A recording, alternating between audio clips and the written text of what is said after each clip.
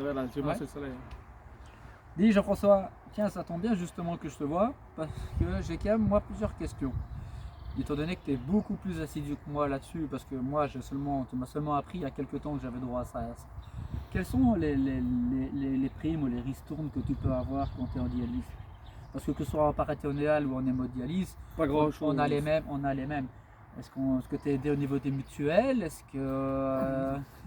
Comment ça se passe? Tu as des questions sur l'électricité? Il faut que tu envoies des documents quelque part? En fait, on a de l'hôpital en fonction de par dialyse, donc c'est 6 euros et quelques, je ne sais plus te dire exactement, mais chaque fois que dialyse, tu envoies tout à la fin du mois. Donc là, ici, comme c'est Saint-Luc, c'est à Dominique, la secrétaire, on envoie les dates de toutes les dialyses qu'on a fait par le mois et eux, ils payent en fonction du nombre de dialyses. L'électricité, malheureusement, on n'a rien à part 6 euros et quelques par dialyse. En avantage, oui, tu peux en tant que dialysé, parce que les dialyses se passent des fois pas bien avec le SPF, tu peux avoir la carte handicapée.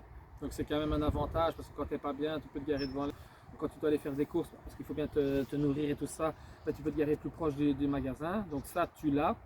Bien sûr, ce n'est pas une carte à titre définitif, mais c'est une carte à durée fixe, mais que tu peux reprolonger pendant la durée de ta dialyse. Ah, on peut le reprolonger. Voilà, ce ne sera pas à date définitive. Là, moi, pour l'instant, j'en avais une jusqu'en 2021, puis j'ai reprolongé, maintenant j'en ai une jusqu'en 2025. Donc fin 2025, si je ne suis pas greffé, je touche du bois, peut-être que je serai appelé d'ici là, vu que ça fait 4 ans, une fois greffé, je n'aurai plus cette aide de la carte handicapée.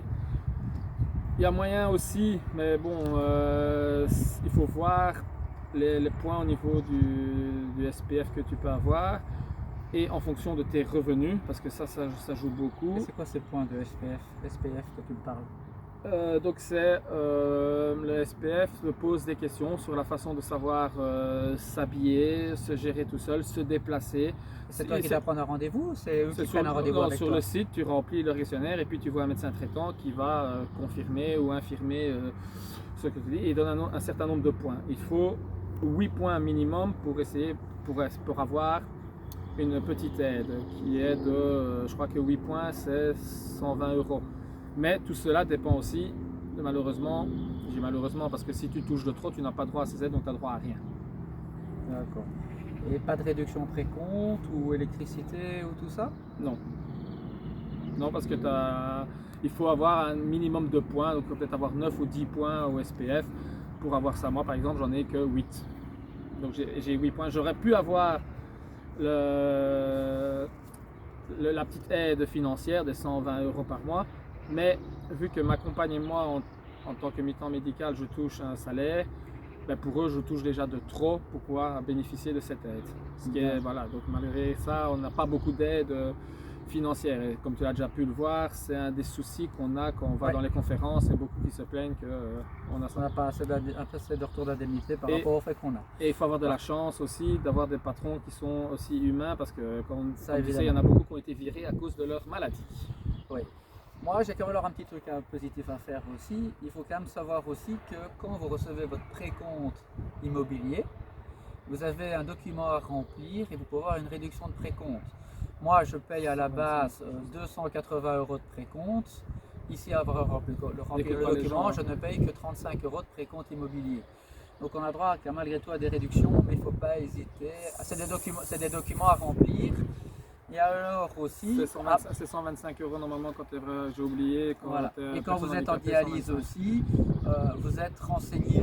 Il faut bien contrôler ça quand vous remplacez vos contributions. Vous êtes renseigné invalide. Donc au niveau des impôts, vous avez une réduction d'impôts. Moi, j'ai vu ça ici sur mes contributions.